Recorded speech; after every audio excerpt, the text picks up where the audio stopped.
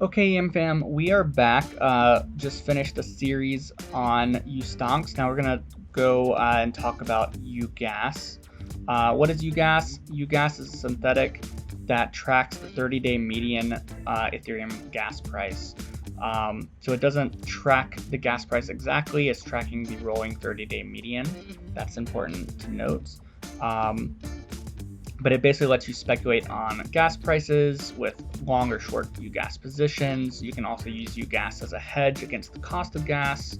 You could use it to lock in if you're a miner. You could use it to lock in profits for Ethereum mining profits if you felt like you were that the price of Ethereum might go down. There's a bunch of different applications for it. It's a pretty cool synthetic. Here we go.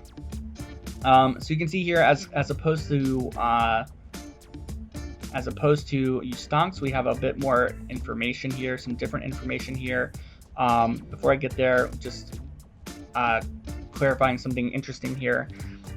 So uGAS March 21, it's a 30-day contract, so a 1-month contract. It expires March 31st at 4 p.m. Eastern time. You'll notice that's very similar to uStonks. And how that works.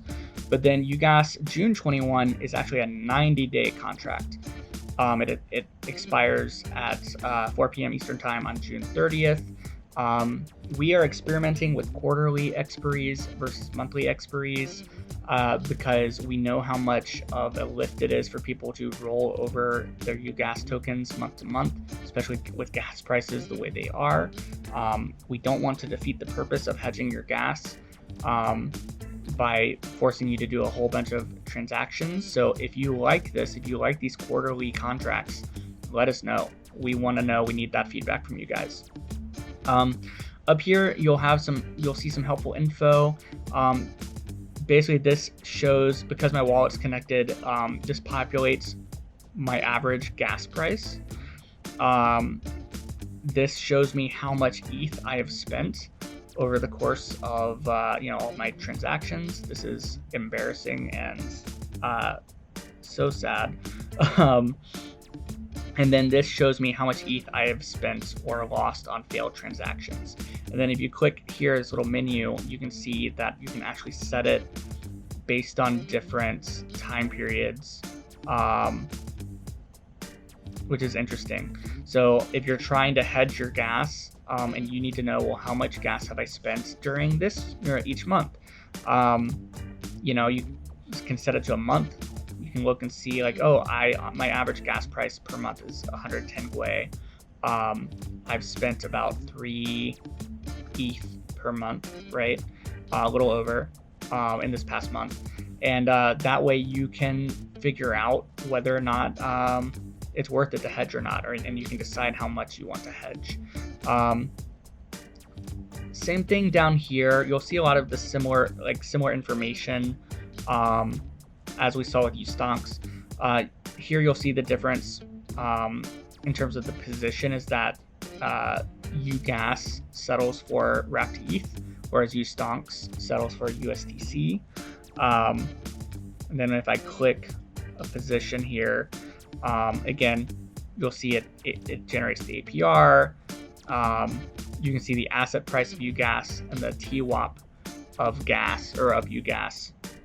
TWAP is the time-weighted average price. This is the 2-hour TWAP. That is basically what will determine the price of uGAS when you mint. And then when you settle, that's going to be determined by, again, the rolling 30-day median. So if I wanted to mint uGAS, the minimum is 5 uGAS tokens. If I try and do 1, well, actually it's funny, it's not showing me that, but let's see here. Well, it seems to think I can do it, but the minimum minting for uGAS is 5 tokens, 5 uGAS tokens.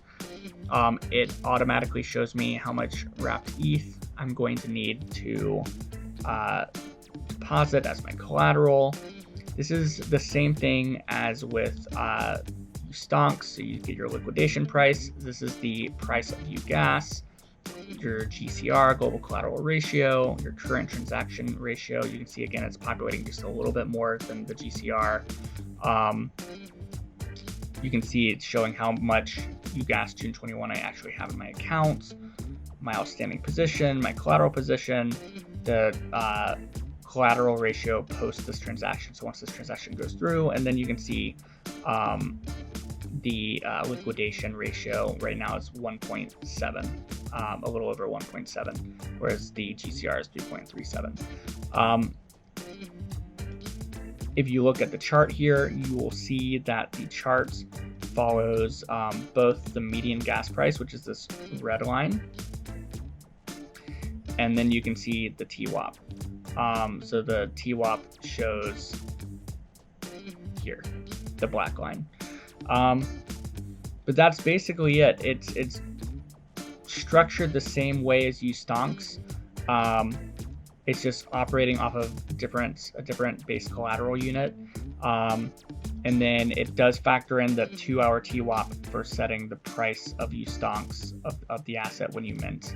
And then like uStonks, if you want to generate this APR, which is paid in UMA tokens, you have to mint and then you have to LP uGAS on Uniswap. So there you go. That is uGAS. Also, we have this helpful guide. Again, how does uGAS work? And this actually gives you some advice on how to long uGAS and a short uGAS.